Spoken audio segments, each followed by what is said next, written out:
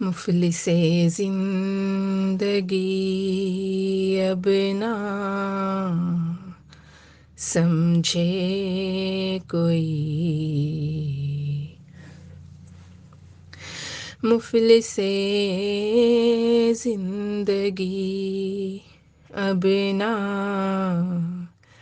سمجھے کوئی، مجھ کو عشق نبی اس قدر مل گیا، جگمگائے نہ کیوں میرا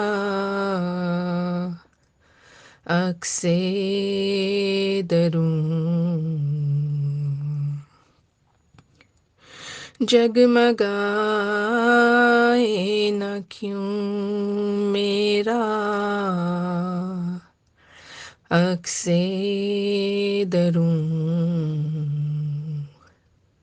ایک پتھر کو آئینہ گر مل گیا، مفلس زندگی جس کی رحمت سے تقدیر انسان کھلے، اس کی جانب ہی دروازۂ جاں کھلے، جس کی رحمت سے تقدیر انسان کھلے، اس کی جانب ہی دروازۂ جاں کھلے، جانے عمر رواں لے کے جاتی کہاں،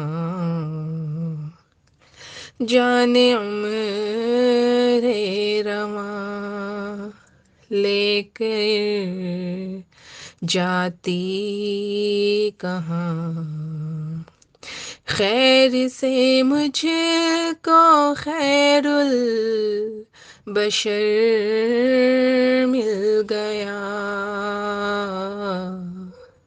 مفلس زندگی محور دو جہاں ذات سرکار کی،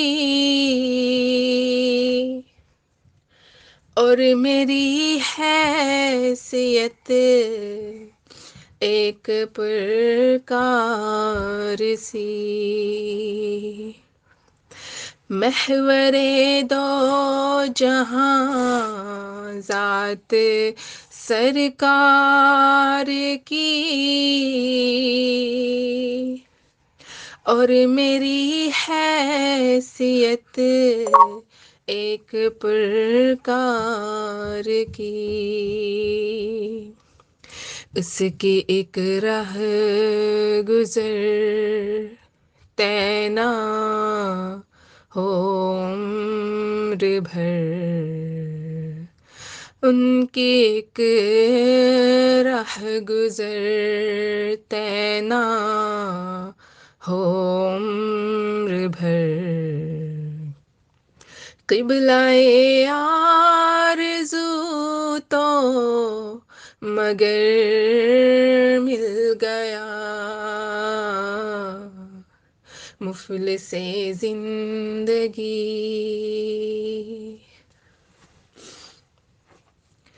ان کی دیوانی ہوں، ان کی مجذوب ہوں، کیا یہ کم ہے کہ میں ان سے منسوب ہوں، ان کی دیوانی ہوں، ان کی مجذوب ہوں،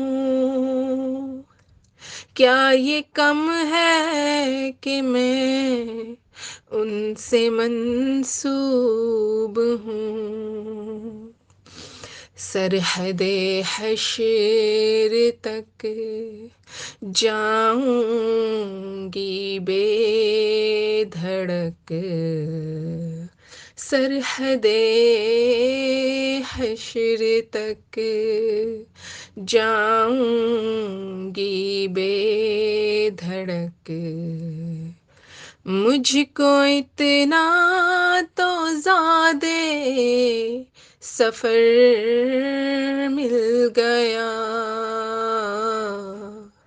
مفلس زندگی اب نہ سمجھے کوئی،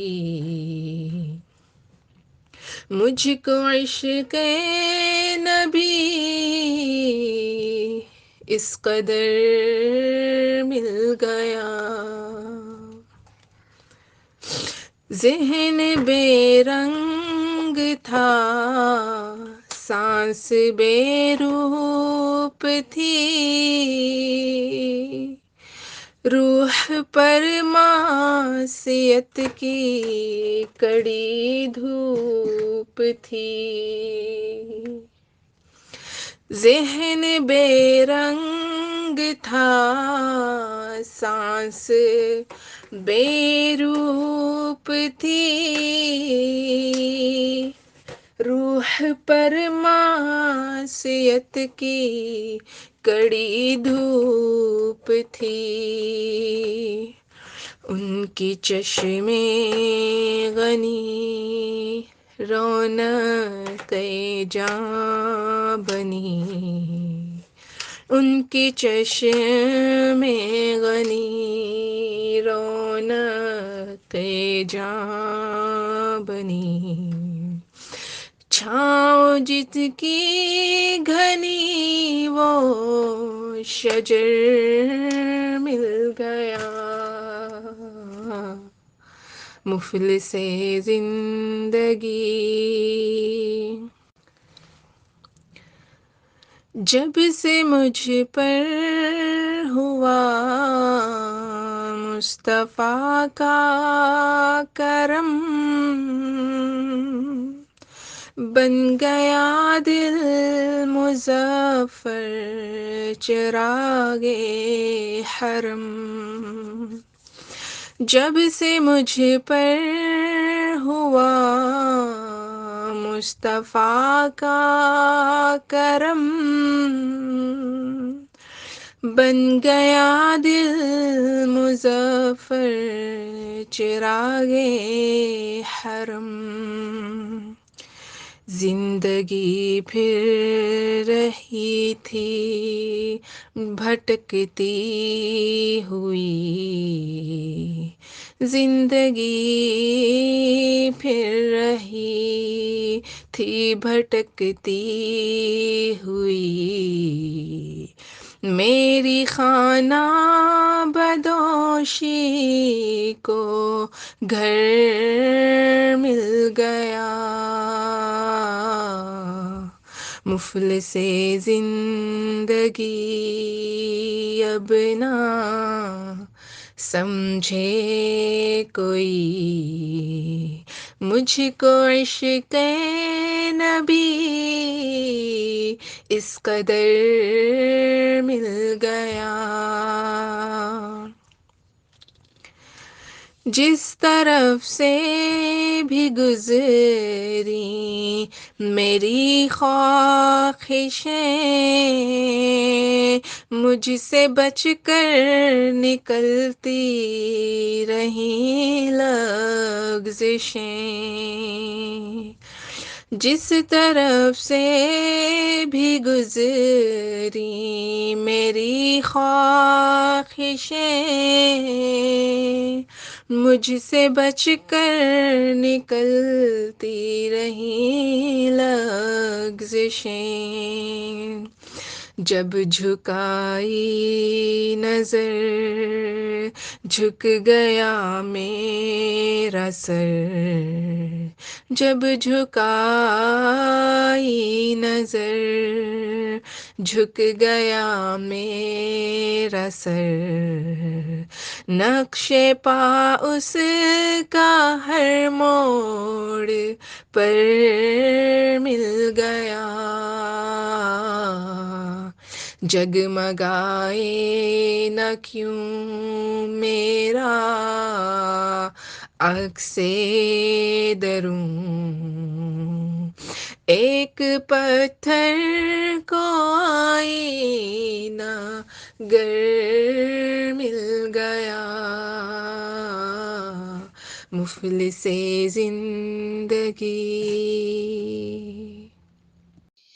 الصلاة والسلام على سید المرسلین والحمد للہ رب العالمین، نحمده ونصلی علی رسولہ الکریم، اما بعد فاعوذ باللہ من الشیطان الرجیم، بسم اللہ الرحمن الرحیم، الحمد للہ الحمد للہ الحمد للہ، نحمده ونستعینه ونستغفره ونؤمن به ونتوکل علیہ، ونعوذ باللہ من شرور انفسنا ومن سیئات اعمالنا، ونشہد ان لا الہ الا اللہ وحدہ لا شریک لہ، ونشہد ان سیدنا و مولانا محمد عبدہ ورسولہ صلی اللہ علیہ وآلہ وسلم۔ بہت مسرت کے ساتھ، بہت خوشی کے ساتھ میں آج کے لیکچر کا آغاز کر رہی ہوں۔ اس راحت اور خوشی کا سبب یہ ہے کہ آج ہم اپنے اس فہم تصوف کورس کے اختتامی لیکچر کی جو ہے وہ اس کی ریکارڈنگ کر رہے ہیں، اور اپنے اختتامی لیکچر کے ساتھ میں آپ لوگوں کی خدمت میں حاضر ہوں۔ اللہ تعالیٰ اس ہماری کاوش کو قبول فرمائے، اور دنیا کے کونے کونے سے جس طرح میری ان بہت پیاری نوری سسٹرز نے میرے ساتھ یہ 3 مہینے کا ٹائم گزارا، اور الحمدللہ اللہ تعالیٰ ان سب کی اس کاوش کو قبول کرے۔ ہر ایج گروپ تھا اس کورس میں، اور سب نے اپنا کام کیا الحمدللہ، اور کیا سیکھا، کیا سمجھا، اور ان کی ذات میں کیا تبدیلی آئی، یہ ہر فرد انڈیویجولی خود جانتا ہے۔ مجھے تو اس وقت پتہ چلتا ہے جب آپ لوگ مجھے بتاتے ہیں، اور انشاءاللہ ہماری ابھی نیکسٹ ویک میں جو زوم میٹنگ ہوگی اس کی ڈیٹ جو ہے وہ میں گروپ میں اناؤنس کر دوں گی، اور اس زوم میٹنگ کا جو پوائنٹس ہیں وہ بھی گروپ میں ہم ڈال دیں گے۔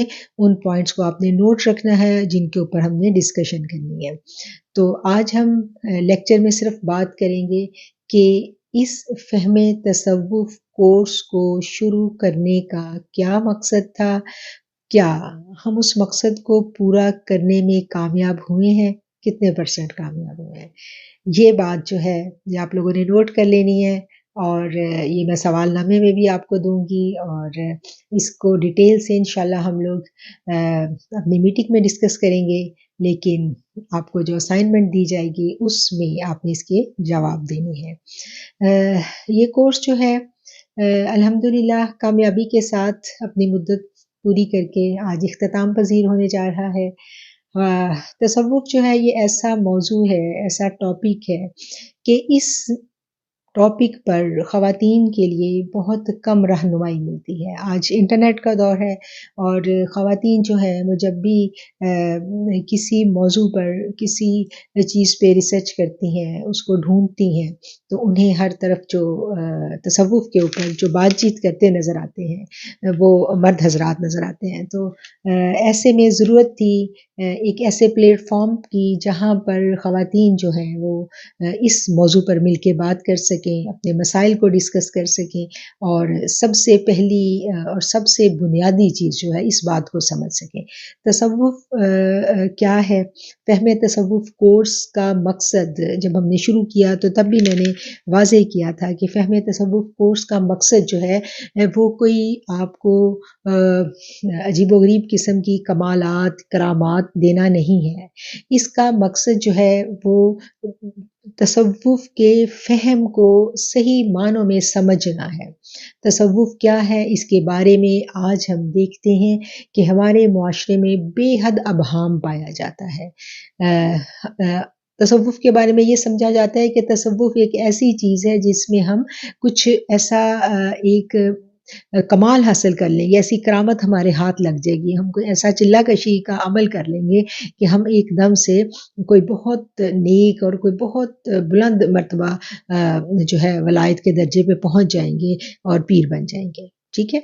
तो इस गलतफ़हमी का अज़ाला जो है वो हमने करना चाहा और कोशिश की कि हम समझा सकें कि तसव्वुफ़ क्या है, तरीक़त क्या है और बिलीव करें कि ये इतना वसी समंदर है कि इसको इस 3 महीने में 8 लेक्चर थे जो तसव्वुफ़ के ऊपर थे। ये 8वाँ लेक्चर है आज। इस मुख्तसर वक़्त में और दौरानिया भी आप देख लें ऑलमोस्ट जो है वो 50 मिनट है अगर एवरेज निकालें, तो इतने कम वक़्त में इस चीज़ को समझना आसान नहीं है। लेकिन अल्हम्दुलिल्लाह हमने कोशिश की कि हम इसका एक मुख्तसर तारुफ़ और मुख्तसर फ़हम ख़वातीन को दे सकें और इस फ़हम को देने में हम किस कदर कामयाब हुए हैं, ये आप लोगों ने मुझे बताना है। और इस चीज़ को समझकर क्योंकि ये कोर्स एक तरबियती कोर्स था, सिर्फ़ इल्म देना मकसूद नहीं था, इल्म देने के साथ-साथ मालूमात फ़राहम करने के साथ-साथ सेल्फ़ एनालिसिस जो है उसका सिलसिला भी हमने साथ जारी रखा और हमने कोशिश ये की कि हम हर जो क्वेश्चनेयर था हमारा उसमें और जो हमारी असाइनमेंट्स थी, जो हमारी मीटिंग्स थी, हम उसमें अपना सेल्फ़ एनालिसिस साथ-साथ कर सकें, अपने बातन में झाँक सकें। कलमा तैयबा के मफ़हूम को हमने समझा और कलमा तैयबा की जो बातनी तशरीह है उसको ला के मफ़हूम को हमने जानने की कोशिश की। एक दफ़ा फिर अर्ज़ करूँगी कि ये सब कुछ बेहद बेहद कलील है, ये मालूमात ये सब बहुत मुख्तसर है, ये समंदर है। इस थोड़ी-सी मालूमात को जानने के बाद हम में से कोई ये नहीं कह सकता कि हमने तसव्वुफ़ को जान लिया, हमने इसकी बारीकियों को समझ लिया, ये एक समंदर है। अभी तो किनारे पे बैठे हैं हम समंदर के और इस समंदर में गौताज़नी करने के लिए कह लें कि हमने शायद गौताख़ोरों का लिबास भी नहीं खरीदा। अभी तो हम सिर्फ़ अपना नाम रजिस्टर करवाने बैठे हैं कि हमारा नाम ही रजिस्टर हो जाए और हम जान रहे हैं कि इस समंदर में कैसे उतरना है। ये आगे की बातें हैं, ये बहुत बड़े मरहले हैं। अल्लाह ताला हम सबको इस्तक़ामत दे इस राह पे चलने की।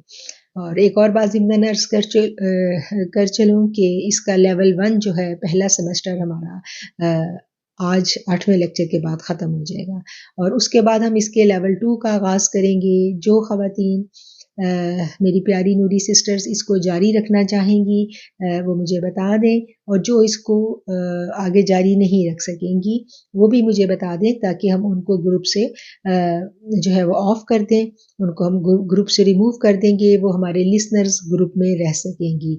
क्योंकि इस ग्रुप में रहने के लिए आपको बहुत सारी ज़िम्मेदारियाँ जो हैं वो आपके ऊपर हम डालते हैं। उन ज़िम्मेदारियों को जो वक़्त पर निभा नहीं सकेगा अनफॉर्च्यूनेटली उसको इस ग्रुप से ड्रॉप कर दिया जाएगा। तो जैसा कि आप लोगों ने देखा कि बहुत सारे लोग जो हैं अनफॉर्च्यूनेटली हमारे इस ग्रुप से हमें ड्रॉप करने पड़े और वो हमारे लिसनर्स ग्रुप में चले गए। तो अब नेक्स्ट लेवल पर भी यही सारी पाबंदियाँ आपके साथ होंगी, शायद कुछ ज़िम्मेदारियाँ आप लोगों की बढ़ जाएँ, तो फ़ैसला आप लोगों ने करना है और बहुत सोच समझ के करना है। कुछ और बातें हैं जो मैं आपसे करूँगी। पहले जो पिछला लेक्चर था उसके बारे में कुछ आप लोगों की डिस्कशन, जो ग्रुप डिस्कशन थी, उसमें से मैंने पॉइंट्स नोट किए हैं जो आप लोगों को अबहम था, जो आप लोग जानना चाहते हैं, मज़ीद वज़ाहत आप लोगों ने तलब की है कि इस बात को मज़ीद वाज़े किया जाए, तो मैं पहले उस पर बात करूँगी। फिर उसके बाद हम कुछ अपनी जो इंतज़ामी बातें हैं वो करेंगे, ठीक है? तो पिछला जो हमारा टॉपिक था वो नफाक के बारे में था कि नफाक क्या है। नफाक को हम कैसे समझें, और आप लोगों ने जो पॉइंट्स ग्रुप डिस्कशन में दिए उनमें से जो मैंने नोट किए जिनके ऊपर अभी हम बात करेंगे, उसमें ये है कि तरीक़त के रास्ते में दिल का नफाक अगर हो तो ये सफ़र तय नहीं हो सकता, अहले बैत का फैज़ हासिल नहीं हो सकता। ये रूहानी फैज़ हासिल करने के लिए दिल का नफाक से पाक होना बहुत ज़रूरी है, और ये बात हकीकत है। जिस तरह के एक पारस पत्थर, उसके साथ जो भी पत्थर दूसरा टच होगा वो सोना बन जाएगा, बिल्कुल इसी तरह जो अहले तरीक़त के अमाम हैं, जो औलिया कराम हैं तरीक़त के, जब भी कोई उनके रास्ते पर चलता है, उनको फॉलो करना चाहता है, तो ऑटोमेटिकली उसके अंदर एक तब्दीली आ जाती है। और वो जो जिस तरह पारस पत्थर की जो कुर्ब है, जो उसके साथ जुड़ गया, जो उसके साथ टच हो गया, वो सोना बन जाता है। बिल्कुल इसी तरह जब इन नेक लोगों की सोहबत मुयस्सर आ जाती है तो तब्दीली आती है। ये असूल है, और वो फैज़, वो नूर आपके अंदर खामोशी से मुंतकिल होना शुरू हो जाता है। ये कब नहीं होता, इसके दरमियान क्या चीज़ माने है कि जो आपको फैज़याब नहीं होने देती, इसके दरमियान माने है नफाक, दिल का नफाक। पिछले लेक्चर में हमने दिल के नफाक पर बात की थी, और इसकी मज़ीद वज़ाहत जो है वो आप लोगों ने चाहा कि इसको मज़ीद वाज़े किया जाए, तो आज हम इसको मज़ीद वाज़े करने की कोशिश करेंगे। आप लोगों ने कहा कि हम अपने दिल में नफाक मौजूद है, इस बात को कैसे पहचानें, हमें कैसे पता चले कि हमारे अंदर भी नफाक मौजूद है। फिर आपने कहा कि इखलाकी बीमारियां ही दिल के नफाक का सबब बनती हैं। ये बहुत अच्छा पॉइंट था जो मेरी प्यारी नूरी सिस्टर्स ने दिया। नेक लोगों से बोझ रखना नफाक की अलामत है। बिल्कुल ट्रू, बिल्कुल ठीक पॉइंट आपने दिया। हर इंसान के अंदर एक सिस्टम लगा हुआ है, और वो उस सिस्टम के ज़रिए पहचान लेता है कि कहाँ वो डिट्रैक हो रहा है। ये भी बड़ी प्यारी बात की मेरी प्यारी नूरी सिस्टर ने। दिल की नरमी कल्बी बीमारियों से निजात का ज़रिया है। ये बहुत प्यारी बात है जो हमारी साथी ने की। मुसलसल जद्दोजहद की ज़रूरत है। वक्त पर अगर हमारी कल्बी बीमारियों की निशानदेही हो जाए तो हम इन बीमारियों को अपने अंदर चेक कर लेते हैं, और फिर हम इनसे निजात पा सकते हैं। बाज़ औक़ात हम खुद ही अपने आप से सच नहीं बोल रहे होते, और हम दूसरों में ऐब तलाश करना शुरू कर देते हैं। हम दूसरों की दिली कैफियत को जज करते हैं कि इसमें नफाक है या नहीं है। हम अपने अंदर नहीं देखते, हम अपने अंदर नहीं झांकते। ये बहुत पते की बात है, और ये सच है, ये हकीकत है कि हम ऐसा ही करते हैं। तरीक़त का रास्ता मैंने आपको बताया था, ये ऐसा समंदर है कि ये हमारे अंदर बहता समंदर है। वो सुल्तान बहू ने कहा ना कि 14 तबक तंबू वंगर अंदर ताने, तो ये हमारे दिल के अंदर ही 14 तबक ताने में, हमारे दिल के अंदर एक वसी दुनिया आबाद है। अल्लाह तक पहुँचने के लिए हमें अपने अंदर पहले उतरना पड़ता है। जो हम अपने अंदर उतर कर पहले हम अपने आप को पहचानते हैं, पहले अपने अंदर बैठे हुए बुतों को हम देखते हैं, हम अपने बुतों की को पहचानते हैं, और फिर उनको तोड़ते हैं। ये जो तोड़ने का अमल है, ये तकलीफ देह अमल है। जब हम इनको तोड़ते हैं तो फिर क्या है कि फिर ख्वाहिश नफ्स जो है ये हमारे ऊपर गलबा पाने की कोशिश करती है, और ये जितनी आसानी से मैं लफ्ज़ों में बयान कर रही हूँ, इस अमल में से प्रैक्टिकली गुजरना बेहद मुश्किल है, बेहद मुश्किल। ये आसान काम नहीं है, और इस काम को आसानी से करने के लिए कि हम कर सकें, ہمیں نسبت چاہیے ہوتی ہے، ہمیں تعلق چاہیے ہوتا ہے، وہ تعلق جو ہم نے سورہ فاتحہ میں مانگا تھا، یاد ہے نا؟ سورہ فاتحہ میں ہم نے مانگا تھا کہ اللہ مجھے ان لوگوں کا ساتھ دے دے. تو یہ ہم نے جو دعا ہم سے منگوائی گئی، اس دعا سے، اس آیت سے ہمیں یہ پتہ چلتا ہے کہ یہ اتنا مشکل کام ہے کہ یہ ساتھ کے بغیر ممکن نہیں ہے. اس کے لیے ہمیں ساتھ چاہیے، لازمی چاہیے ساتھ. اور جب ہمیں ساتھ مل جاتا ہے تو پھر ہمارا سفر کچھ آسان ہونے لگتا ہے.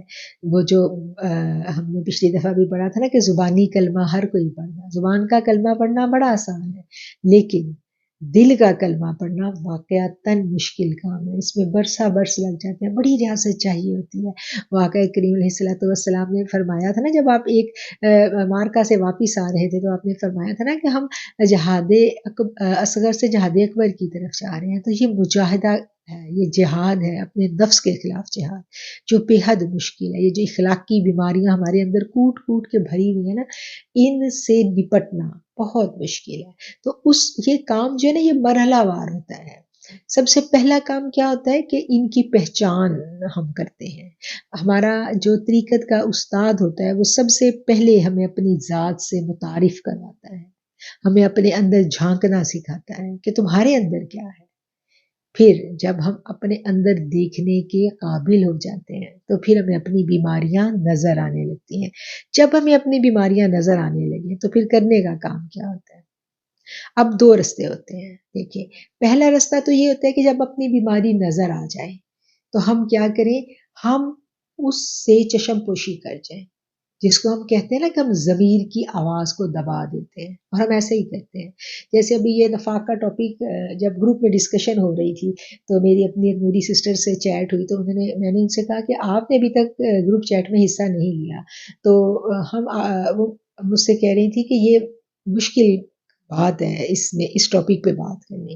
اور میں آپ کو بتاؤں، یہ واقعی مشکل بات تھی، یہ واقعی مشکل ٹاپک تھا. کیونکہ ہم سب اپنے آپ سے جب حقیقت میں نظریں ملاتے ہیں نا، تو ہمیں بھی اپنے اندر کہیں نہ کہیں کچھ نہ کچھ گڑبڑ ضرور محسوس ہو جاتی ہے.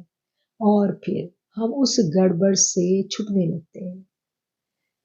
اور جب ہمیں اپنے دلوں میں نفاق محسوس ہونے لگے، ہم چھپنے لگے، تو اس وقت ہمیں حضرت سیدنا عمر رضی اللہ تعالیٰ عنہ کی زندگی کے اس دور میں جانا ہوگا. میرے سیدنا عمر رضی اللہ تعالیٰ عنہ کا دور ہے. آپ کی جو عمر مبارک ہے وہ 62 جو روایتوں میں آتا ہے کہ آپ 62 سال کراس کر چکے ہیں. اور اس جو واقعہ کے راوی ہیں وہ حضرت حذیفہ بن یمان ہے. وہ اس واقعہ کو بیان کرتے ہیں. وہ کہتے ہیں کہ حضرت عمر رضی اللہ تعالیٰ عنہ کی خلافت کا یہ آخری دور تھا. اور آپ کو پتہ ہے کہ وہ خلیفہ وقت تھے، اور وہ کتنے شاندار اور کتنے باروب خلیفہ تھے کہ لوگ کانپتے تھے ان کی آواز سے. اور کتنی اسٹرانگ انہوں نے حکومت کی ہے دنیا پہ، جس کی آج تک مثال نہیں ملتی. وہ سنہرا ترین دور ہے. وہ زبردست بادشاہ ہے ہمارا، زبردست خلیفہ، زبردست امیر المومنین سیدنا عمر فاروق کا دور. ہم ہسٹری میں پڑھیں تو بلیو کریں ہمیں سمجھ آ جاتی ہے کہ وہ حضرت سیدنا عمر رضی اللہ تعالیٰ عنہ کا کیا مرتبہ اور مقام تھا. تو سیدنا عمر جو ہے، حضرت حذیفہ بن یمان جو تھے نا، یہ نبی کریم صلی اللہ علیہ وسلم کے صحابی تھے. اور ایک ایسے صحابی تھے کہ جن کو نبی کریم صلی اللہ علیہ وآلہ وسلم نے اپنے کچھ راز بتائے تھے. آقا کریم نے کچھ صحابہ کرام کے نام لکھ کے حضرت حذیفہ بن یمان کو دیے کہ میرے صحابیوں میں سے یہ صحابی منافق ہیں، ان کے دلوں میں نفاق ہے. اور حضرت حذیفہ بن یمان جو ہیں، انہوں نے تمام عمر وہ جو نام تھے ان کو ڈسکلوز نہیں کیا، کیونکہ یقیناً آقا کریم علیہ السلام کی ہدایت یہی ہوگی کہ ان کو ڈسکلوز نہ کیا جائے، پردہ رکھا جائے. تو اس واقعے سے ہمیں بہت ساری باتیں سمجھ میں آتی ہیں کہ ہمارے ارد گرد ہر وقت نفاق والے لوگ موجود رہتے ہیں، منافقین موجود ہوتے ہیں. جب قافلہ چلتا ہے، حسینی قافلہ چلتا ہے، ایمان والوں کا قافلہ چلتا ہے، تو اس کی بڑی روشنی ہوتی ہے، اس کی بڑی چکا چوندھ ہوتی ہے، تو اس چکا چوندھ اور اس روشنی سے کچھ لوگ متاثر ہو جاتے ہیں، وہ ان کے فیض و برکات تو لینا چاہتے ہیں لیکن دینا کچھ نہیں چاہتے، کیونکہ نظریہ حسینی میں ہم نے دیکھا نا، نظریہ حسینی تو بہت بڑی قربانی مانگتا ہے، بہت کچھ قربان کرنا پڑتا ہے. ہم کہتے ہیں نا کہ جب ہم طریقت کے رستے پہ چلتے ہیں تو آزمائشیں آتی ہیں، آزمائے جاتے ہیں، ہر انداز میں آزمائے جاتے ہیں. یہ اصول ہے، یہ آج کی بات نہیں ہے. اچھا، یہاں پر ایک یہ بھی غلط فہمی ہمارے دلوں میں ہے کہ اگر ہماری زندگی میں مسائل ہیں تو ہم یہ سمجھتے ہیں کہ اگر ہم دین کے رستے پہ چلیں گے تو ہمارے سارے مسائل حل ہو جائیں گے. تو اس چیز کو سمجھ لیں کہ اللہ تعالیٰ کہتا ہے کہ میں نے زندگی اور موت کو اس لیے پیدا کیا، الذی خلق الموت والحیات لیبلوکم ایکم احسن عملا، کہ میں نے زندگی اور موت کو اس لیے پیدا کیا تاکہ میں آزماؤں کہ تم میں سے احسن عمل کون کرتا ہے. یہ زندگی جو ہے یہ آزمائش ہے، اس میں آزمائشیں آنی ہیں، اس میں آزمائشیں آنی ہیں اور سب پہ آنی ہیں. اب ایک گروپ ہے وہ کہتا ہے کہ ہم دین کے رستے پہ چلیں گے تو آزمائشیں آئیں گی، لہٰذا ہم نہیں چلتے، یہ تم لوگ بھی چلو بھئی، ہمیں دور رکھو، ہم ایسے پورے مسلمان ہی ٹھیک ہے، 5 نمازیں پڑھ لیں ہم ٹھیک ہے، ہم اس رستے پہ نہیں چلیں گے، ہم نے سنا آزمائشیں آتی ہیں، وہ چھپتے ہیں.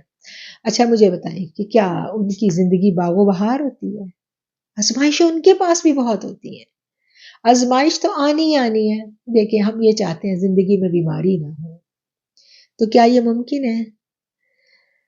موت تو آنی ہے، بیماری بھی آنی ہے، ہم چاہتے ہیں غربت نہ آئے، ہمارے حالات ہمیشہ پیک میں رہیں، ہمارے بچے بالکل اے گریڈ زبردست قابل ہوں، ہم ہر چیز بڑی زبردست چاہ رہے ہیں. یعنی ہم یہ چاہتے ہیں کہ کسی طرح کوئی ایسا ہمیں عمل مل جائے، کوئی ایسا وظیفہ مل جائے، کوئی ایسا طریقہ مل جائے کہ ہم زندگی کو سیٹ کر لیں اور ہم اپنی زندگی کو اتنا زبردست سیٹ کر کے آرام سے 5 وقت نماز پڑھیں اور سکون سے سو جائیں. ایسا ممکن نہیں ہے. پھر دنیا اگر جنت بن جاتی یا دنیا ہی اگر جنت ہوتی تو پھر جنت اللہ نے کیوں بنانی تھی؟ جو سکون اور آرام جس کی طلب اور خواہش ہم اس دنیا میں لے کے بیٹھے ہوئے ہیں نا، یہ ادھر نہیں ملنی. اصل سکون اور آرام کی جو زندگی ہے وہ تو اس دنیا سے جانے کے بعد ہے، کیونکہ اللہ نے کہہ دیا کہ یہ تو تمہیں پیدا اس لیے کیا گیا تاکہ تمہیں آزمائے. اور ہم دیکھتے ہیں آزمائشیں کس پہ نہیں آئی،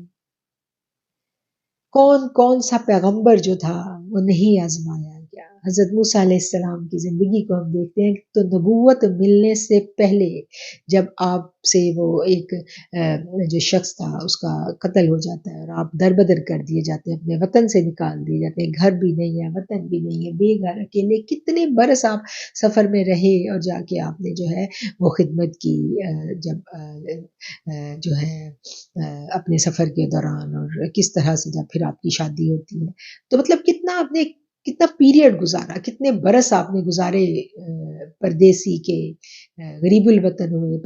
پردیس کاٹنا آسان کام نہیں ہوتا، یہ بھی ایک بہت بڑا امتحان ہوتا ہے کہ آپ اپنے وطن سے دور کر دیے جاتے ہو، اور پھر اس کے بعد وہاں پر یعنی جو مشقت کا دور ہم دیکھتے ہیں حضرت سیدنا موسیٰ کی زندگی میں ہمیں نظر آتا ہے. پچھلے پیغمبروں کی جن کی بھی کہانیاں پڑھیں گے، سب پیغمبروں کی کہانیوں میں کیا ہے؟ مشکلات اور آزمائش. حضرت جو ہے حضرت یوسف کی دیکھ لیں، کتنے برس وہ بچپن میں تھے تو کنویں میں ڈال دیے گئے، پھر بیچ دیے گئے، پھر آپ جیل میں ڈال دیے گئے. مطلب وہ جو آپ کو بادشاہت ملی، جو آپ کو نبوت ملی، اس سے پہلے کتنی آزمائشیں آپ کے اوپر آئی ہیں. تو اپنے آقا کریم علیہ الصلوۃ والسلام کو دیکھ لیں کہ آپ نے فرمایا جتنا میں آزمایا گیا ہوں، کتنے آزمائے گئے میرے پیارے نبی. ہم دیکھتے ہیں کہ کتنی آزمائشیں ہیں. آپ چاہتے تو آپ کہتے آپ کو اللہ کمی دیتا، آپ اللہ سے مانگتے ہیں، رزق مانگتے تو کمی ہو جاتی. آپ کہتے تو احد کا پہاڑ اللہ آپ کے لیے سونے کا بنا دیتا. آپ کیا چاہتے، آپ کو کیا نہ ملتا. آپ کو اپنا گھر چھوڑنا پڑا، اپنی بیٹیاں چھوڑ کے آپ آئے ہجرت پہ. اب دیکھتے ہیں نا حضرت زینب کس طرح بعد میں آپ سے آ کے ملی تھی. گھر کی پریشانیاں، یعنی گھر کی پریشانیوں سے مراد کی گھر کی آزمائشیں کیسے آتی ہیں. اتنی امیر بیوی، اتنی وفادار بیوی حضرت سیدہ خدیجہ، ہم ان کی زندگی کو دیکھیں، سارا مال خرچ کر دیا، سارا مال امت کے لیے، اینڈ پہ کفن کے لیے چادر مانگ رہی ہیں. کتنی آزمائش اس امت کی ماں پہ. ہماری تو رول ماڈل وہ ہے نا، ہم نے تو ان کا ساتھ مانگا ہے. تو پھر ہم کیسے ممکن ہے کہ ہم راحتوں میں زندگی گزار جائیں، جس کے لیے ہم دن رات وظیفوں کی تلاش میں ہیں. ہمیں کوئی ایسا بابا مل جائے، ہمیں کوئی ایسی بابی مل جائے، ہمیں کوئی ایسا بندہ مل جائے جو ہمیں دن رات وظیفے بتائے، ہم وظیفے کریں اور پھر ہمارے سارے مرحلے جو ہیں وہ آسانیوں سے حل ہوتے رہیں، ٹک ٹک تسبیحاں ہم پھیرتے رہیں اور ہم اوپر جاتے رہیں. ایسا نہیں ہے، اسلام کا مزاج یہ نہیں ہے، کہیں بھی نہیں ہے. اگر وظیفوں سے اور تسبیحاں پھیرنے سے، کمرے میں بیٹھ کے عبادتیں کرنے سے دین کا حق ادا ہوتا تو سیدہ فاطمۃ الزہرا کی زندگی جو ہے وہ اتنی مشقت میں نہ گزرتی. نبی کریم علیہ الصلوۃ والسلام جو ہیں وہ اتنے ہم ان کی زندگی میں دیکھتے ہیں، اتنی ٹریولنگ، سفر، کیسے آپ مشقت کرتے ہیں، کتنی مشقت ہے. آپ دیکھیں خندق کھود رہے ہیں، پیٹ پہ پتھر بندھا، کھانے کو کچھ نہیں ہے، گھر میں بیوی ہے، گھر میں کچھ نہیں ہے کھانے کو، ذمہ داری تھی ان کی. لیکن کیا ہے کہ دین کے لیے پیشہ جو تجارت آپ نے اپنایا تھا وہ بھی چھوٹ گیا آپ کا، دین کے کاموں کے لیے. تو اتنی مشقت ہے زندگی میں. یہ کانسیپٹ ہمارا کلیئر ہو جانا چاہیے کہ دین جو ہے یہ کوئی پارٹ ٹائم جاب نہیں ہے. جب کلمہ پڑھ لیا تو یہ فل ٹائم جاب ہے، اور یہ محض عبادات بھی نہیں ہے. طریقت ہو یا شریعت ہو، محض عبادات نہیں ہے.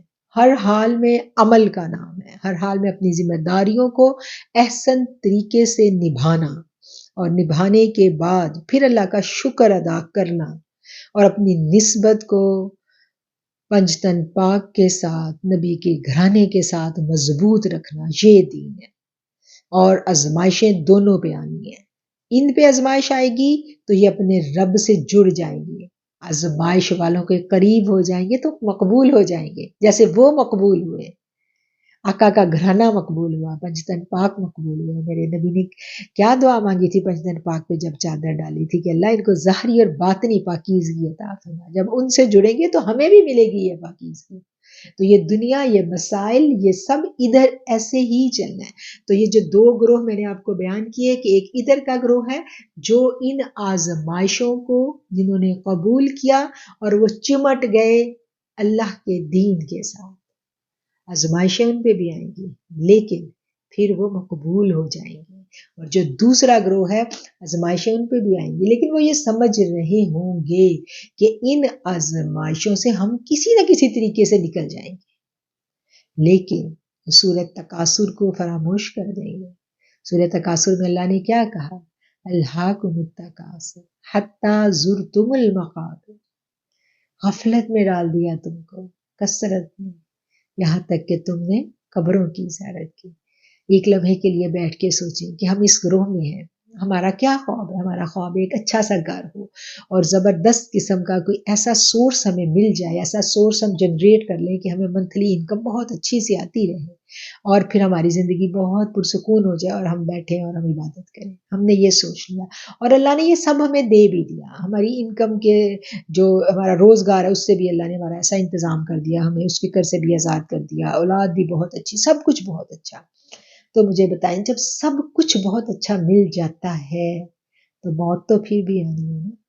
اور جب آپ 50s کراس کرتے ہو، 60 پہ پہنچتے ہو تو موت کے اشارے تو آنے لگتے ہیں نا، موت کے سندیسے تو آنے لگتے ہیں، بیماریاں تو آنے لگتی ہیں.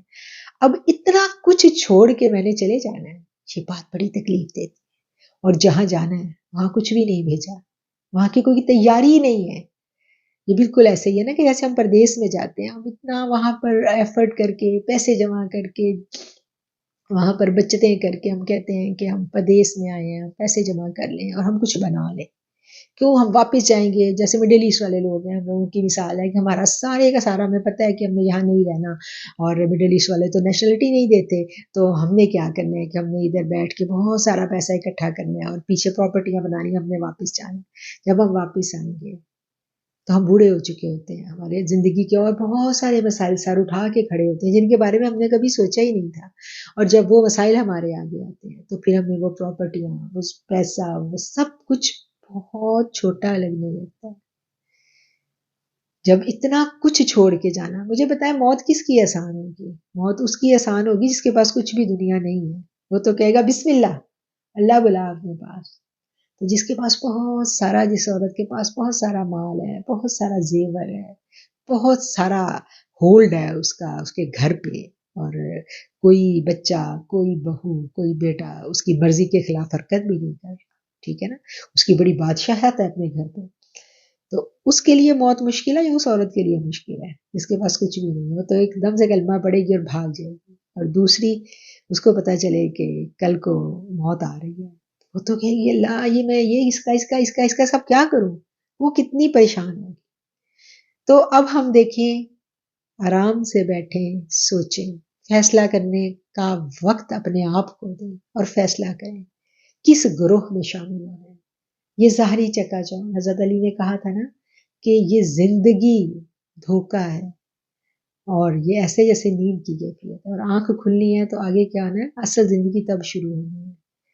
تو یہ تھوڑی سی زندگی ہے جس میں ہمارے ساتھ کے بہت سارے چلے بھی گئے، ہم دیکھتے ہیں ہمارے ارد گرد ہی تھے نا، اسی طرح ہماری طرح زندہ تھے، اور آج اللہ نے ہمیں مہلت دی ہوئی ہے، الحمدللہ ہمارے پاس مہلت ہے، وقت ہے، ہمت ہے، صحت ہے، اور ہم آج کچھ تیاری کر لیں، کچھ دین کی خدمت کر لیں، کچھ دین کو ایٹ لیسٹ اپنی ذات پہ ہی لاگو کر لیں۔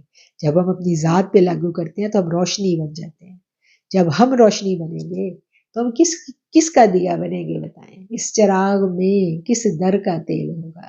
یہ جو بلب روشن ہوگا، اس بلب کو روشنی کس در سے ملے گی؟ اس بلب کی روشنی تو کریم آقا علیہ الصلوۃ والسلام کے در سے آئے گی نا۔ تو مدینہ پاک کی روشنی سے جو بلب ہم نے منور کیا، اس کی جو ضیاء ہے، جو اس سے نکلنے والی لائٹ ہے، وہ کتنی میں کیا کہتی ہوں کہ وہ کتنی سعادت ہوگی کہ وہ ہمارے حصے میں آئے اور کوئی ہم سے کچھ حاصل کر لے۔ ایک ہم دیکھتے ہیں نا کہ جو صحابہ کرام، بہت سارے ایسے بھی تھے کہ جو تجارت کے لیے مختلف، جنہوں نے دنیا کے سفر کیے، اور وہاں جا کے صرف انہوں نے اپنی زندگی گزاری، انہوں نے کچھ نہیں کیا، انہوں نے زندگی گزاری۔ مومن کی زندگی کا گزارنا ہی تبلیغ ہوتی ہے۔ اگر مومن اپنے ایمان کو اپنے اوپر پورے کا پورا نافذ کر لے تو بلیو کریں اس کو ایمان کی ایسی قوت نصیب ہو جاتی ہے، ایسی روشنی اس کے اندر پیدا ہو جاتی ہے کہ لوگ اس سے خود پوچھتے ہیں، خود اس کے قریب ہوتے ہیں، لوگوں کو خود اس سے محبت ہونے لگتی ہے، لوگ اس کے پاس بیٹھ کے سکون محسوس کرتے ہیں، اور پھر اسی سکون میں وہ روشنی جو اس نے آقا کریم کے دربار سے حاصل کی ہوتی ہے، وہ آگے دے کے چپکے سے چلا جاتا ہے۔ وہ ایک سبب بن گیا، وہ اس تسبیح کے موتی کا ایک فرض جو تھا وہ ادا کر گیا کہ یہ ایک تسبیح کا ایک دانہ ہی دوسرے دانے تک پہنچانے کا سبب ہوتا ہے، ہر دانہ دوسرے سے جڑا ہوا ہوتا ہے۔ تو اس زندگی کی حقیقت کو ہم نے سمجھنا ہے۔ میں اپنے موضوع سے نہ ہٹ جاؤں تو ہم بات کر رہے تھے حضرت حذیفہ کی۔ حضرت حذیفہ فرماتے ہیں کہ سیدنا عمر میرے پاس آتے ہیں، آدھی رات کا وقت ہے، اور آپ آ کے دروازہ نوک کرتے ہیں، دروازہ کھولتے ہیں، سامنے وقت کا خلیفہ کھڑا ہے، حضرت حذیفہ بن یمان جو ہے، وہ کہتے ہیں کہ میں پریشان ہو گیا، اور میں نے کہا کہ امیر المومنین آپ میرے در پہ رات کے اس پہر میں، تو مجھے آپ نے بلا لیا ہوتا۔ تو سیدنا عمر کہتے ہیں کہ میں اپنے کام سے آیا ہوں، تمہیں کیوں بلاتا؟ اندر جاتے ہیں، بیٹھتے ہیں، پھر سیدنا عمر حضرت جمانہ سے کہتے ہیں کہ بتاؤ عمر نے کبھی جھوٹ بولا؟ وہ کہتے ہیں نہیں۔ تو آپ فرماتے ہیں کہ آج میں مسجد سے نکلا تو لوگوں نے بات کی، میری تعریف کی، میں وہ تعریف سن کے گھر آیا، میں نے اپنے بیوی بچوں سے پوچھا، انہوں نے بھی میری تعریف کی۔ پھر سیدنا عمر فرماتے ہیں کہ میں سوچتا ہوں کہ میں بوڑھا ہو گیا ہوں، میری داڑھی سفید ہو رہی ہے، میری واپسی کا وقت قریب ہے، لیکن میں اپنے بارے میں پریشان ہوں، مجھے سچ سچ بتاؤ حذیفہ، جو نبی کریم صلی اللہ علیہ وآلہ وسلم نے تمہیں منافقین کے ناموں کی لسٹ دی تھی، مجھے بتاؤ کیا میرا نام ان میں شامل تو نہیں ہے؟ اللہ اکبر۔ وہ امیر المومنین پوچھ رہے ہیں کہ وہ بھی اپنے دل کے بارے میں اتنے سینسٹیو ہیں۔ تو آج ہم اپنے آپ کو دیکھیں، ہم کہاں کھڑے ہیں؟ ہم کیسے کہہ سکتے ہیں کہ ہمارا دل نفاق سے پاک ہے؟ یہ تو آخری سانس تک کی جنگ ہے جو ہم نے لڑنی ہے۔ تو وقت کا خلیفہ امیر المومنین وہ یہ بات پوچھ رہے ہیں کہ میرا نام تو ان لوگوں میں شامل نہیں ہے۔ تو اللہ تعالیٰ ہم سب کو دلوں کی پاکیزگی عطا فرمائے، اور اس کے لیے جو میرے نبی کریم صلی اللہ علیہ وسلم نے ہمیں دعا مانگنی سکھائی ہے، ہم اس دعا کو اپنے روٹین میں شامل کریں۔ اللہم طاہر قلبی من النفاق، ٹھیک ہے؟ تو یہ دعا آپ کو پیارے رسول کی پیاری دعاؤں میں مل جائے گی۔ اس دعا کو ہم یاد کریں، سمجھیں، اپنے اندر اتاریں، اور پھر یہ الفاظ جو ہیں یہ ہمارے دل کی آواز بن کے ہماری زبان سے ادا ہوں۔ نبی کریم صلی اللہ علیہ وسلم کی جو بتائے ہوئے الفاظ ہیں وہ اپنے اندر جو ہے خاص فیوز و برکات رکھتے ہیں۔ تو ہمیں یہ پتہ چلا کہ دل کا نفاق اتنا سینسٹیو معاملہ ہے کہ سیدنا عمر کو آدھی رات حضرت حذیفہ بن یمان کے گھر لے گیا۔ تو ہم نے اس چیز کو سمجھنا ہے، اس چیز کو یعنی یہ ایک سیلف چیک ہے جو تا حیات کرنے کا کام ہے، ساری زندگی کرنے کا کام ہے۔ اس کے اوپر ایسا نہیں ہے کہ ہم آج اپنی کیفیت، کیونکہ ایمان کی کیفیت گھٹتی اور بڑھتی رہتی ہے، ایمان کی کیفیت کا ہر وقت ہم نے خود ہی انالیسس کرنا ہے، اور اس کے لیے پھر وہی بات آ جاتی ہے کہ نیک لوگوں کی صحبت بڑی ضروری ہوتی ہے، تاکہ ہماری جو کیا کہنا چاہیے، ہمیں ایک پازیٹیو انرجی ملتی رہے۔ اب ہم نفاق کو سمجھنے کی کوشش کریں گے کہ نفاق کیا ہے۔ نفاق کی بھی سٹیجز ہیں، جیسے کہ یہ میری بہنوں نے مجھ سے پوچھا کہ ہمیں بتائیں کہ ہمیں کیسے پتہ چلے کہ ہمارے دل میں نفاق موجود ہے یا نہیں، یا پھر یہ میں نے پوچھا کہ خواتین نظریہ حسینی کو اپنی عملی زندگی میں کیسے نافذ کر سکتی ہیں۔ تو بات عمل کی آتی ہے، بات سمجھنے کی آتی ہے۔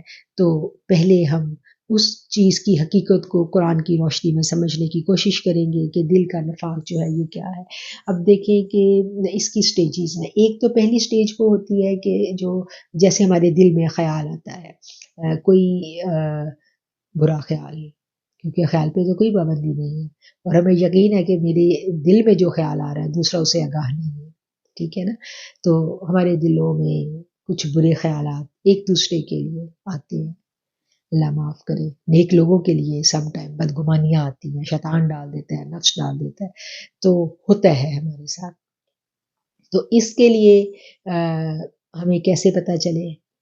اس کے لیے ہمیں ایسے پتہ چلے کہ اگر یہ دل میں کسی نیک فرد کے لیے، اللہ کے کسی نیک بندے کے لیے، کسی نیک ولی کے لیے ہمارے دل میں بغض پیدا ہوتا ہے، یا ہم اپنے کسی ارد گرد کے رشتے سے ستائے جاتے ہیں، بہت ستائے جاتے ہیں، اور اس کے لیے ہمارے دل میں بدگمانی، بغض اور کینہ پیدا ہونا شروع ہو جاتا ہے۔ یعنی یہ میں پازیٹیو لوگوں کی بات کر رہی ہوں۔ جو پازیٹیو لوگ ہیں وہ بھی ستائے جاتے ہیں نا، آزمائے جاتے ہیں، وہ خود تو کسی کے ساتھ برا نہیں کر رہے لیکن ان کے ساتھ لوگ برا کر رہے ہیں، تو آٹومیٹکلی ان رشتوں سے، ان لوگوں سے دلوں کے اندر ایک برا، ایک نیگیٹو جو جذبہ ہے وہ پیدا ہونا شروع ہو جاتا ہے۔ تو اس کے لیے ہمیں کیا کرنا ہے؟ اس کے لیے کرنے کا کام یہ ہے کہ ہم اس چیز کو اچھا اس بات کے اوپر میری ایک نوری سسٹر نے سوال کیا کہ جب ایسا پیدا ہونا شروع ہو تو کیا ہمیں ایسے رشتوں سے قطع تعلقی اختیار کر لینی چاہیے؟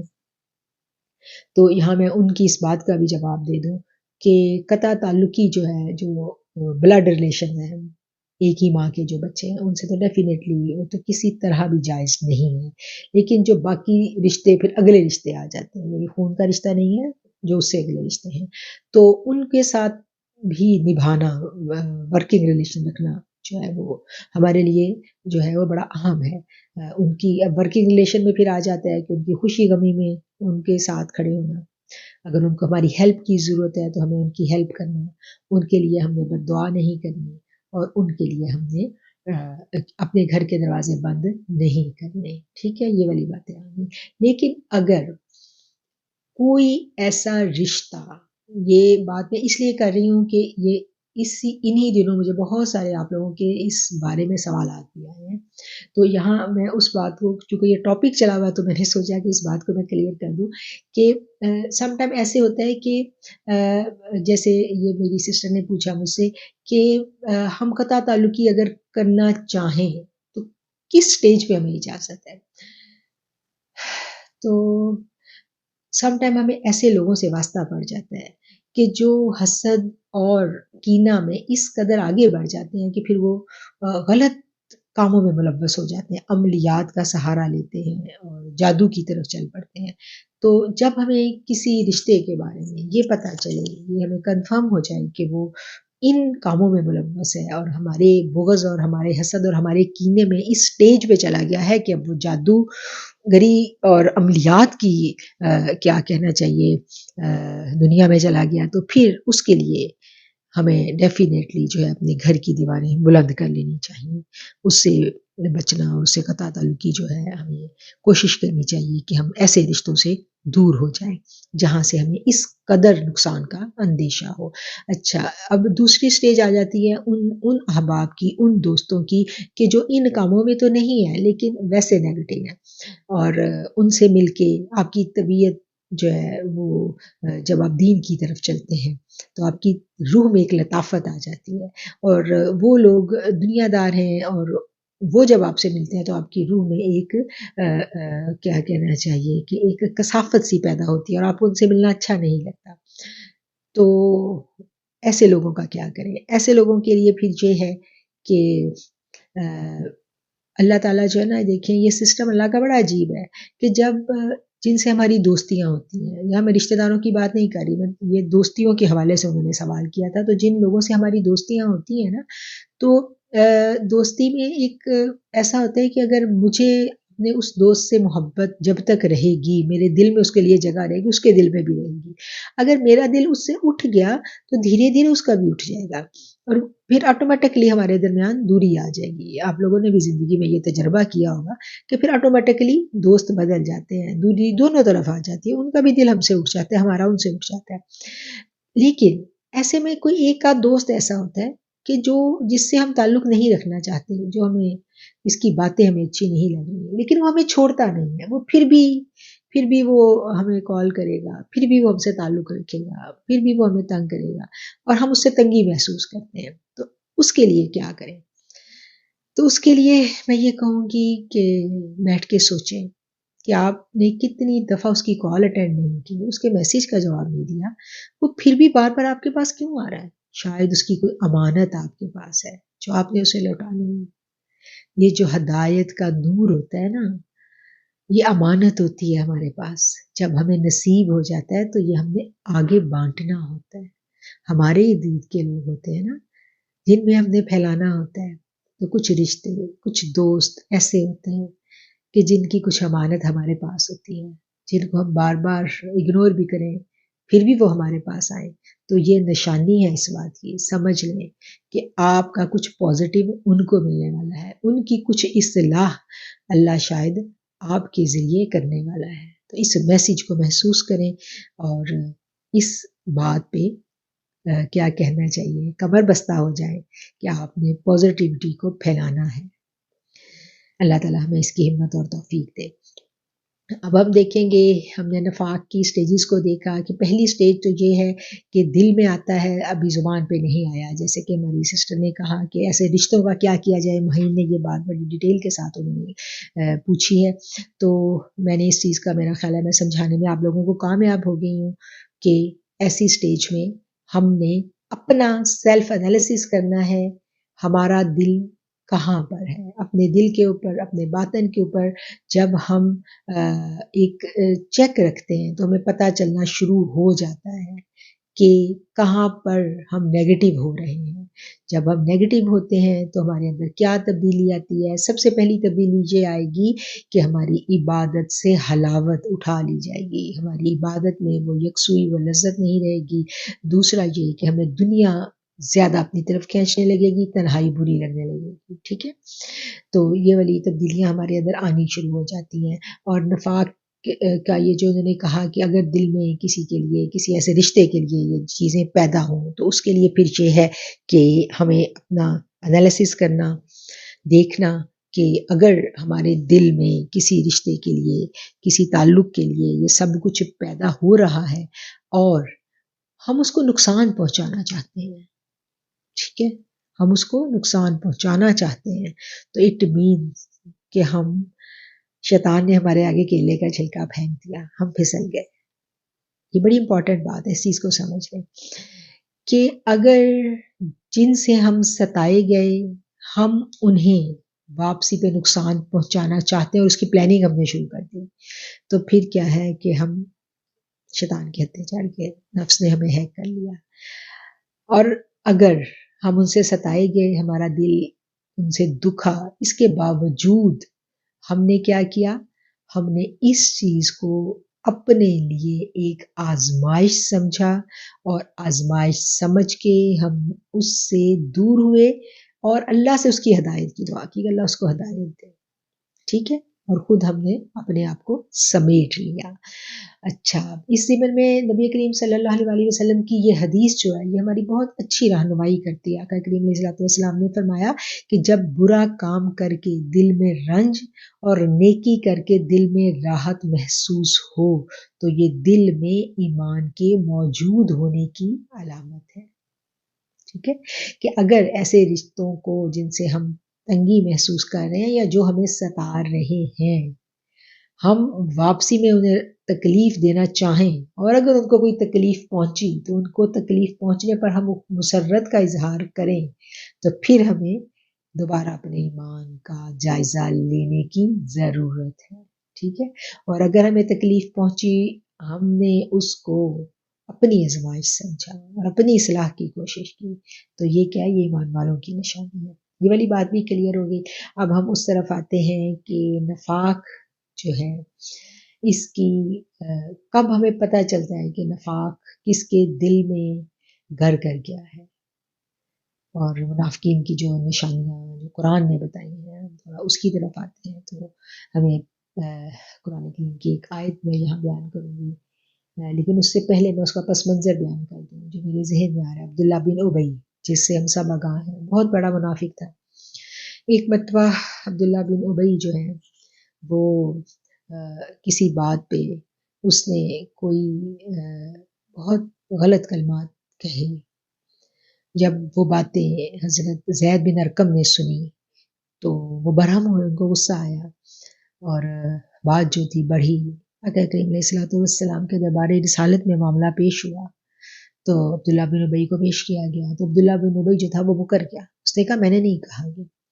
جب وہ مکرتا ہے تو قرآن کہتا ہے وَإِذَا قِيلَ لَهُمْ تَعَالَوْا يَسْتَغْفِرْ لَكُمْ رَسُولُ اللَّهِ لَوَّوْا رُؤُوسَهُمْ وَرَأَيْتَهُمْ يَصُدُّونَ وَهُمْ مُسْتَكْبِرُونَ، اور جب ان سے کہا جائے کہ آؤ رسول تمہارے لیے مغفرت طلب کریں تو وہ اپنے سر کو گھماتے ہیں اور تم انہیں دیکھو گے کہ غور کرتے ہوئے منہ پھیر لیتے ہیں۔ اب یہ قرآن کیا بیان کر رہا ہے؟ عبداللہ بن ابی کو جب آقا کی دربار رسالت میں جب پیش کیا گیا تو وہ جب مکر گیا، جب وہ مکرا تو قرآن نے اس کا پردہ فاش کیا۔ جب قرآن نے پردہ فاش کیا تو اس کے ساتھیوں نے کہا کہ تم اب اقبالی مجرم بن جاؤ، تم معافی مانگ لو، تو اس نے کیا کیا؟ اس نے معافی مانگنے سے انکار کیا، اڑا رہا۔ تو پھر قرآن نے کیا کہا کہ جب ان سے کہا جائے کہ رسول تمہارے لیے مغفرت طلب کریں تو اپنے سر کو گھما لیتے ہیں۔ جب ہم یہ محسوس کریں کہ ہماری قلبی کیفیت یہاں تک پہنچ گئی ہے استغفر اللہ کہ گناہ کرنے کے بعد ندامت نہیں ہے، اور گناہ کرنے کے بعد ہم اس پہ اڑے گئے، اور اڑنے کے بعد اگر کوئی ہمارا دوست ہمیں کہہ رہا ہے کہ معافی مانگ لو، تم سے ہو گئی غلطی، اپنی غلطی مان لو، تو ہم کہتے ہیں نہیں میں نے تو کوئی غلط نہیں کیا، میں تو حق پہ ہوں. جب یہ انداز آ جائے تو پھر وہ لمحہ فکریہ ہے کہ میں نے آپ کو اپنا سیلف چیک کرنے کا جو آپ نے طریقہ مجھ سے پوچھا تو میں نے آپ کو کسوٹی بتا دی، قرآن نے بتائی ہے. اپنے آپ کو چیک کرنے کا یہی طریقہ ہے. جب غلطیاں دیکھیں غلطیاں ہم سے ہوتی ہیں، ہم انسان ہیں نا، رشتے نہیں ہیں، غلطیاں کوتاہیاں ہوتی ہیں ہم سے. جب غلطی ہو تو دل کیا ہو، دل پریشان ہوتا ہے، ضمیر ملامت کرتا ہے. تو پھر اگلا سٹیپ کیا ہوتا ہے کہ ہم نے اپنے جرم کو قبول کر لینا. جب ہم اپنے جرم کو قبول نہیں کرتے، اقبالی مجرم نہیں بنتے، اڑ جاتے ہیں، ڈٹ جاتے ہیں، تو پھر سمجھ نہیں کہ ہم کس کے رستے پہ ہیں، ایسا کس نے کیا تھا. پھر ہمارا امام کون ہوا؟ عبداللہ بن ابی نے کیا کیا تھا؟ جب اسے کہا گیا، اس کے ساتھیوں نے کہا معافی مانگ لو، اس نے کیا کیا؟ سر کو گھمایا، اس سرکشی دکھائی. تو قرآن نے کیا کہہ دیا کہ جب اسے کہا جاتا ہے کہ رسول کے پاس اور مغفرت طلب کرو، اور قرآن کیا کہتا ہے؟ قرآن کہتا ہے نا مسلمانوں سے، آیت کا مفہوم ہے کہ جب کوئی غلطی کر لو میرے رسول کے پاس آؤ، یہ تمہارے لیے مغفرت طلب کریں، امید ہے کہ اللہ تمہیں معاف کر دے گا. کہ یعنی اپنے جرم کو قبول کرنا. اور نبی کریم صلی اللہ علیہ وسلم ہر وقت ہمارے تصور میں، ہمارے خیال میں اتنے راسخ ان کا خیال رہنا چاہیے کہ ہم اپنے آپ کو روبرو کی کیفیت میں محسوس کریں. امام شاذلی فرماتے ہیں نا کہ وہ اس لمحے کے بارے میں کہ ایک لمحہ بھی میرے خیال سے آقا علیہ الصلوۃ والسلام جو ہے وہ اوجھل نہیں ہونے دیتا میں. اگر وہ اوجھل ہو جائے تو مجھے اپنے ایمان کی فکر بڑھ جاتی ہے. یعنی حضوری کی یہ کیفیت ہم میں ہو. اور جب ہم سے غلطی کوتاہی ہو ہم کیا کریں؟ ہم فوراً اقبالی مجرم بن جائیں. اقبالی مجرم بن کے ہم کیا کریں؟ ہم اللہ سے توبہ استغفار کریں. تو انشاءاللہ اللہ تعالیٰ جو ہے وہ ہمیں معاف کر دیں گے. میرا خیال ہے کہ جتنی ڈیٹیل کے ساتھ ہم نے نفاق کو ڈسکس کر لیا، اب جو آپ کے سارے جو گمان ہیں، جو سارے آپ کے وسوسے، جو آپ کے خیالات میں جو تھوڑے ابہام تھے وہ دور ہو گئے ہوں گے. اور ہمارا ٹائم بھی جو ہے وہ پورا ہونے کو ہے. اب میں اپنے الفاظ کو، اپنے موضوع کو سمیٹنے کی کوشش کرتی ہوں کہ جو سالک ہوتا ہے اس کی زندگی میں سب سے ضروری چیز جو ہے وہ کیا ہوتی ہے؟ وہ صحبت ہوتی ہے. وہ صحبت اور اس کے خیالات میں بھی جو ہے نا، وہ جس کو ہم نے کہا تھا نا خیال کی تنہائی، ہم نے ڈسکس بھی کیا. تو خیال کی تنہائی یہی ہے کہ خیال جو ہے وہ نیک لوگوں کے علاوہ، نیک لوگوں سے مراد وہ انعام یافتہ، ٹھیک ہے، وہ صحابہ کرام، وہ پنجتن پاک، یعنی ہمارے خیال میں ان کے علاوہ اور کوئی رول ماڈل بچے نا. ٹھیک ہے، ہمارا تصور پاک ہو جائے، ہمارے خیالات پاک ہو جائیں، اور جو انبیاء کرام کے حقیقی وارث ہیں ان سے ہم جڑ جائیں. اور انبیاء کا حقیقی وارث کون ہے؟ ان کا حقیقی وارث جو ہے وہ وہی ہے جو اہل معرفت ہے. دین کا دیکھیں، دین جو ہے نا، قرآن ایسی کتاب ہے جو ہمارے دل پر اترتی ہے، اور دماغ پر کیا اترتا ہے؟ وہ علم اترتا ہے. ٹھیک ہے نا، دل اور دماغ، یہ اس چیز کو، یہ بڑی باریک باتیں ہیں، ان کو سمجھنا پڑتا ہے. اور قلب میں جب یہ اتر جاتا ہے نا تو قلوب جو ہے یہ ان میں محبت بھرنے لگتی ہے. پھر یہ محبت والے قلوب کو ڈھونڈنے لگتے ہیں. وہ کہتے ہیں نا روحیں اپنے جیسی روحوں کو ڈھونڈ لیتی ہیں. تو پھر انسان متلاشی ہو جاتا ہے ایسے لوگوں کا. پھر اس کے دل کو سکون ہی ان لوگوں کی صحبت میں آتا ہے، اور اس صحبت کو تلاش کرنا. اور پھر یہ قلوب جڑتے جڑتے جڑتے جڑتے یہ چینی جو ہیں یا کہ کریم علیہ السلام کے در تک پہنچتی ہمیں نظر آتی ہے. علم کو حاصل کر لینا زبان سے، علم قولی جس کو ہم کہتے ہیں، یہ بڑا آسان ہے. اور میں ہمیشہ یہ کہا کرتی تھی کہ جب میں اس رستے پہ آئی تو میں اپنی ٹیچر سے کہا کرتی تھی کہ میرا رٹا بہت اچھا ہے، میں سبق بڑا اچھا یاد کر لیتی ہوں، لیکن عمل میں اتارنا بڑا مشکل ہے. بلیو کریں بہت مشکل ہے. ایک ایک بت کو اپنے اندر سے توڑنا، یہ بہت بہت یعنی ایک بہت ہی حقیقت میں یہ جد و جہد ہے. حقیقت میں جس کو مجاہدہ کہا جاتا ہے، جس کو ریاضت کہا جاتا ہے. بلیو کریں یہ واقعتاً مشکل والا ہے، لیکن جس کو اللہ جس کے لیے آسان کرتے اس کے لیے آسان ہے۔ اور بات وہی آ جاتی ہے کہ علم فعلی کو جو علم قولی کو علم فعلی میں جو کنورٹ کرنے کا جو عمل ہے اس میں وقت لگتا ہے، اس میں کوشش، اسٹرگل، صحبت، اس میں بہت کچھ چاہیے، تب جا کے جو ہے نا دل کو ہم کلمہ پڑھانے میں کامیاب ہو جاتا ہے۔ تو ان الفاظ کے ساتھ جو میں آج کا جو لیکچر ہے اس کو ختم کرنے کی کوشش کرتی ہوں اور سمیٹتی ہوں، اور باقی جو انشاءاللہ گروپ میں جو زوم میٹنگ ہے اس کے پوائنٹس ڈال دیے جائیں گے، اور آپ ان پوائنٹس کو تیار کر کے زوم میٹنگ کو اٹینڈ کریں گی، اور کوشش یہ ہوگی کہ جو جو پوائنٹ دیے گئے ہیں ان پہ آپ کی گرفت بہت اچھی ہو تاکہ کم ٹائم میں ہم زیادہ لوگوں کو لے سکیں۔ اور اللہ تعالیٰ سے دعا ہے کہ یہ جو ہمارا سفر ہے یہ جاری و ساری رہے، اور ہمارا لیول 2 جو ہے اللہ تعالیٰ اس میں ہمیں استقامت عطا فرمائے، ہمت دے، صحت دے۔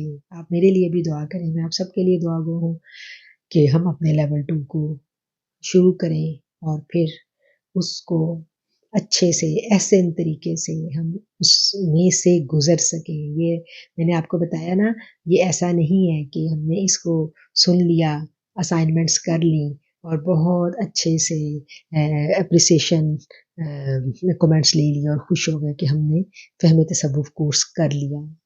یہ اس کا یہ سیلف چیک کی ایک جنگ ہے، ایک سفر ہے جس میں سب نے اپنے آپ کو خود مارکس دینے ہیں، میں کہاں کھڑا ہوں ہر بندے کو پتہ ہے، ٹھیک ہے نا؟ تو آپ سب کے لیے میری بہت دعا، اللہ تعالیٰ آپ کو اس رستے پہ قبول کرے۔ اور جو بات میں نے اس کورس کو شروع کرنے سے پہلے عرض کی تھی کہ ہمارے اس کورس کو شروع کرنے کا مقصد جو ہے وہ یہ ہے کہ ہم دین کا صحیح فہم حاصل کر سکیں، اور ہماری جو نوری سسٹرز ہیں ان کی منزل جو ہے وہ بی بی فاطمہ الزہرا خیر النساء جگر گوشہ رسول صلی اللہ علیہ وآلہ وسلم کے قدمین مبارک ہیں۔ ان قدمین مبارک تک پہنچنے کی ہم نے تیاری کرنی ہے، اور اس تیاری کروانے کا بیڑا جو ہے وہ گوشہ نور نے اٹھایا، اور دعا کریں کہ اس تیاری کو ہم اچھا سا آپ کو کروا سکیں۔ اور اس تیاری کروانے میں ہم کہاں تک کامیاب ہیں یہ بھی آپ نے بتانا ہے، یہ بھی آپ کی اسائنمنٹ ہے، اور کس کس نے کتنی کتنی تیاری کر لی۔ اور بات وہی ہے کہ یہ صدیوں کا سفر ہے، اور بعض اوقات یہ صدیوں کا سفر کوئی لمحوں میں طے کر لیتا ہے، کوئی مہینوں میں اور کوئی سالوں میں۔ کیا پتہ کوئی ان 3 مہینوں میں ان قدموں تک پہنچنے میں کامیاب بھی ہو گیا ہو، اور کوئی در تک پہنچ گیا، کوئی دروازے تک پہنچ گیا۔ وہ ہے نا کہ در یار تک تو پہنچے، دل یار تک نہ پہنچے۔ تو یہ تو دلوں کے سفر ہیں جو دل والے ہی طے کرتے ہیں۔ ان الفاظ کے ساتھ میں اجازت چاہوں گی۔ میری بہت ساری دعائیں آپ کے لیے، اور میں بھی آپ کی دعاؤں کی طلبگار ہوں، مجھے اپنی دعاؤں میں خاص طور پہ یاد رکھا کریں۔ وآخر الدعوانا ان الحمد للہ رب العالمین۔ السلام علیکم ورحمۃ اللہ وبرکاتہ۔